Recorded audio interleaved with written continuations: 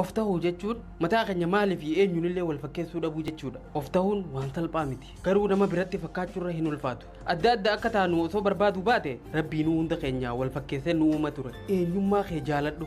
Ati bar uumaa nama hundarraa addaa tokko. Qofla kee namni tokkolleen siif hin qoflu. Haasawaa kee namni tokkolleen dubbachuu hin beeku. Haala fi amalli keetis addattisuma qofaaf kan kennamedha. Nama biraa fakkaachuuf hin rakkatin. Kan biraa fakkaachuuf hanga feene yoo dhamaanillee ta'uu hin dandeenyu bar. Namoonni biraatis nu ta'uu gonkumaa hin danda'an. Namni hundi kan irraa bareedu uffata likkii isatti hodhame yoo uffateen nama biratti fakkaachuuf yaaluun uffata likkii nama biratti hodhame uffannee akka nurraa bareedu eeguu jechuudha. Namoota birootiin of madaaluun dhukkuba guddaan kan jedhu namni filosoofii biyya Hindii Ooshoon sababni inni nuuf kaayu mataa kee namoota birootiin gaafa wal dorgomsiif waan ati argattu nama sanirra wayyaa yoo taate boona yeroo ta'u nama sanii gayyoo taate immoo hinaaffaadhata. Ji'aa fi aduu waliin dorgomanii bara lameenuu yeroo mataa isaaniitti ifa mataa isaanii nuuf laatan waan hunda caalaa bareedina ilma namaa kan ibsu of ta'uudhaa beeku.